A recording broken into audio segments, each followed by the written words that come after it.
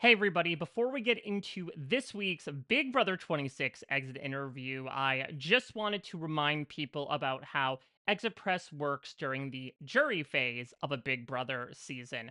During the pre jury phase, as well as during the finale, we get the chance to talk live with the evictee, have a bit of back and forth over Zoom. When it comes to the jury phase, obviously, CBS does not want any information to get to the jurors that might reveal parts of the game that they don't know, that might influence their jury vote one way or the other. So instead, as press, we actually submit a set of questions to CBS to ask on our behalf. Those responses are then recorded and sent back to us.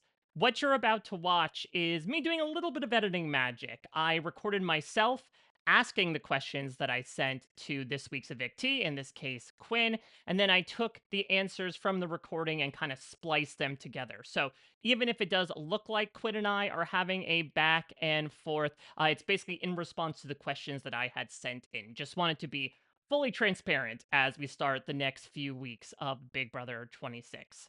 All that being said, enjoy my interview with Quinn.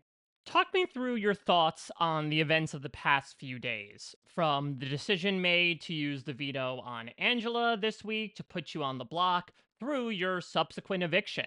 For starters, Mike Bloom, huge fan of your work, cool guy. I don't know if you know this, but I DM'd you on Twitter like for Survivor, I think it was. I just think that you're very impressive and you very clearly handle this reality TV world with a sense of journalistic respect that is to be taken seriously on any format. And the fact that it's being applied to something as dorky as this is hilarious to me. Huge fan.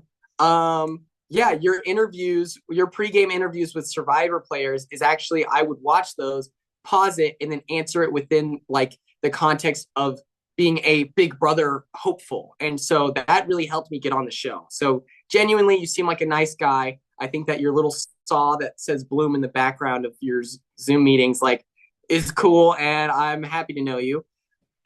I think that taking Angela off the block was so dumb, dude. Oh my God. To the core of the decision. Mackenzie looks at me in the pedal room and she's like, I had to do it because, I need to keep someone in this game that I can control. And I'm like, oh, I'm sorry, Mackenzie. Do you think you can control Angela? You are drunk. Or you are silly. That's what I'll say. You are silly if you think that this lady is going to do what you say. No shot. Tucker thought the same thing and it didn't work out for him. So she is going to lash out at you if she has the opportunity. If you share anything strategic with her, she will share it with everyone because she doesn't have much going on, which as she should. The decision to put me on the block, I hope that there is a super deep conspiracy outside of the one that was provided to me by Chelsea, just because I thought it was thoroughly so dumb. She told me that and I honestly the reason I lost respect for it, where I was like, girl, if you want to just lie to me, just do that. Don't not everything has to have this deep reason. And her telling me that she has to put me on the block because she's worried that I'm getting too close with Rubina. I'm like, if you're worried about Rubina, why not put her on the block? Why me? Why is it at my expense? And I really don't think that it made sense. And then as far as getting evicted, I just feel like it is such a strategic blunder by Mackenzie and Cam. No matter what it is that Chemo, T-Core, and Rubina promised or swore on or say they'll provide, it doesn't matter because why would they keep you around? Who else are they going to put up? I just don't get the logic behind that. And then if there wasn't a deal made, how crazy is that? I just don't think that it makes sense for anyone's game to send me out over Chemo. Especially because he is so good in these mental comps and he did endear himself to the house in a way that I just couldn't. He is such a deeply sweet person and his story is so beautiful. I feel like I can't keep up with that because he is just on a different level. And so it's as difficult as it is to put him on the block, as difficult as it is to vote him out, it's only going to get harder and harder as the weeks continue. So you might as well capitalize on this opportunity since we missed our shot pre-jury to take him out and then keep me, a house pariah since week 3, in there so that I can go home before you. I really thought that I did a great job of providing strategic reasons. And so when I heard the vote, I was just blown away because it didn't make sense to me. And I think that that's the most disappointing aspect of all of this. It just doesn't make sense to me. You chose to be open to certain people in the beginning of the game about both your power and the Pentagon alliance, both of which got blown up. Talk to me about your thinking behind those decisions and how being called out as a threat affected the way you approached the game. Sharing the information about my upgrade, I wanted that to act as like a concrete to my social connections being built.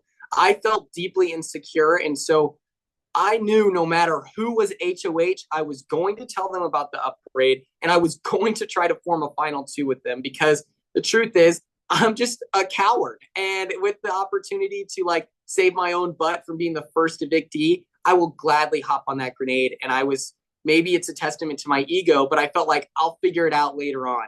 I never expected it to like get out of control in the way that it did.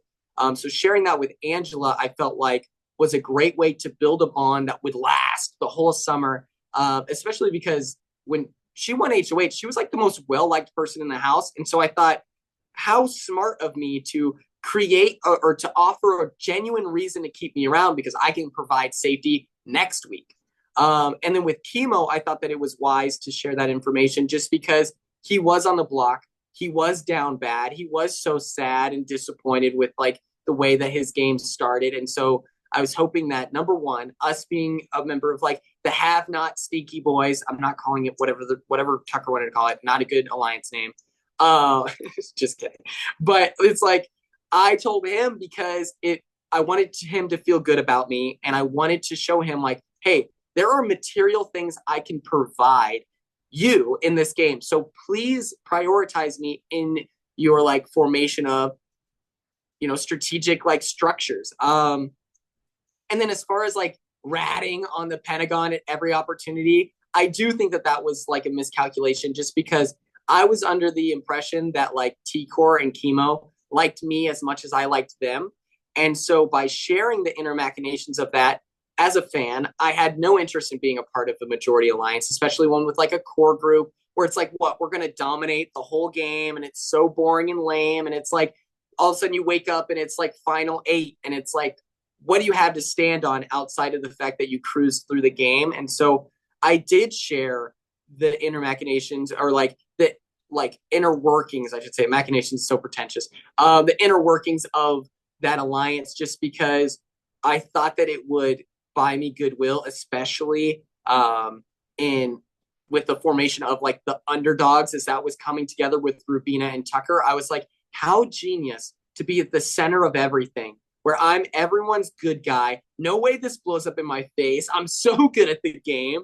And I really thought I was sick nasty. That down to brass tacks, that's what it was. I thought I was sick nasty and I thought I could get away with it. And then being called out as a threat and the best player in the game just devastated my game. It ripped me open and left me like open to the vultures that are BB26 house guests. If I were them, I would have been crying at my insides too, man. Like it was such a insecuring like experience, and I felt like everything through like as if it was the sands of time slipping through my fingers, and there was nothing I could do about it. Moving forward as like the best player in the game, which is such a misunderstanding of positioning and things like that. Because my thinking is, Tucker, the best player in the game is the people that you aren't even considering a threat right now. You being upset at me for like watching the show and having an upgrade is not like, that doesn't make me invincible in the game. Like, just what a backhanded thing of like, hey, you got to understand, I'm going to send you home week 3, but it's because you're so good. No, that's lame. And moving forward, I felt like I just constantly had this big maroon target painted on my back, and I had to explain to people that I will always be a bigger target than them. And so by keeping me around, there's something to uh, focus on as we get in the later game, just because I am a big target and you're not. So how great is that? And I'm working at your behest. Like, wow, how cool. It really just added this element of stress. Before getting called out, I had, a million final twos. I was working with both sides of the house. Kenny had just approached me. And so I had that long lasting alliance just so near and dear to my heart. And so for me to then be exposed as just the house rat, it felt so soon, so scary. And moving forward, I was not able to be as agile as I would like. It exposed that my word meant nothing and truly devastated my longevity in the game. I'm just happy to have made it this far, honestly. Super disappointing, but it's okay. It's part of the game. During both your HOH reigns, you ended up nominating your close allies in Cedric and Joseph, only for them to both go home in house flips. How do you look back on your time in power? Looking back on my time in power, wow, I suck at Big Brother. Who put this guy on the show? Idiots, dude. Oh my god, I hate it. I don't love it. I hate it. It sucks, dude. And it blows.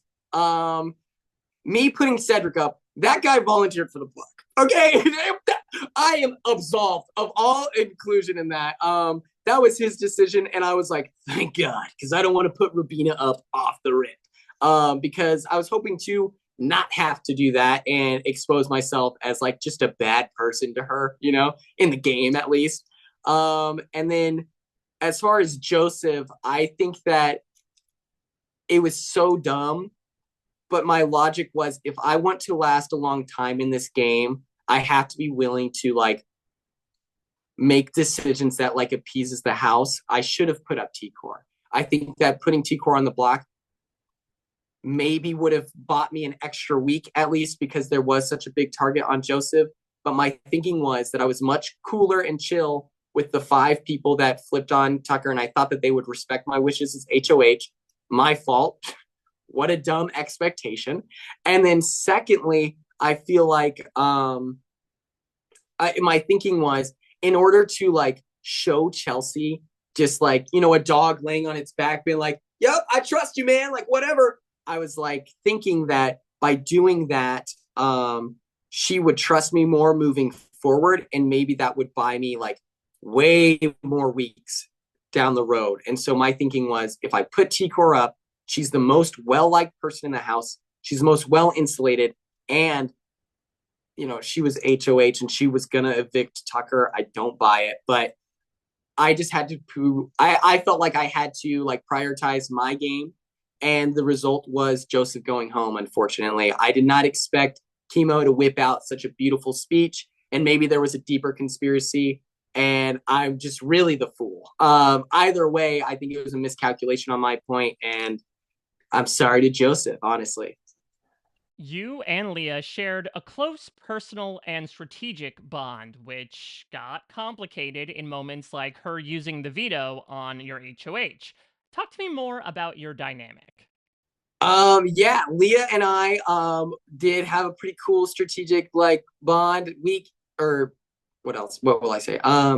Yeah, Leah and I did have a cool like strategic relationship where it was like starting on day 10, I'm looking her in the eyes and I'm like, look, dude, I want to make this work. This is going to be great. And then you flash forward to her trying to decide if she's going to use the veto. I want to surround myself with people who are bold, who are willing to make tough decisions and aren't going to just agree with me because while that would be like easier in a game standpoint, I don't think that like I would moving forward get as much out of the game and be able to operate more efficiently if like I'm just being told yes all the time. I genuinely appreciate that she was willing to prioritize her game, even though it was at my expense. Certainly sucked. I felt like I threw the whole kitchen sink. And whether or not her and I had a final 2, whether or not like we were hanging out in the HOH room, I think that she was going to make that decision no matter what. And so after she did make that choice, my approach in the game became, okay, how do we accept accept what's just been laid out in front of us and move forward? I think that the idea of rolling my eyes and then like not liking Leah as a result would have only hurt me because she was loyal to me. She just had a funny way of showing it, right? Hopefully I'm not being played for too big of a fool, as people did try to pin us against each other. But what can you do? Just a really interesting dynamic of like two people who are going to do what they want no matter what. You know, I formed 6 other final twos. I was in 2 alliances, or 3 if you count Kenny, Kenny and the boys. It's like I left her out of so much that like even the expectation for her to then like forget about that and then prioritize me feels a little ridiculous. And so egg on my face. She used the veto after I made such a big fuss of like trying to get Angela out, just trying to hedge my bets with Chemo and Rubina. Truth be told, that's what I was trying to do. Yeah, it was super cool. I appreciated our talks. I thought that like she is so intelligent and that applies to the game. And it was like an interesting insight into ways to carry yourself that I really did appreciate, you know? That's all I can say about it, honestly. I don't know. Finally, give me your rapid fire thoughts on each of the remaining house guests, starting with Angela. Audacity. Cam. Suave. Or Thamarin. Chelsea. Shark. Chemo. Aww. Leah. Cool guy, man. Mackenzie.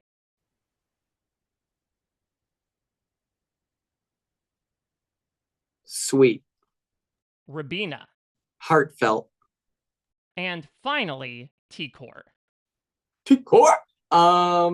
Icon.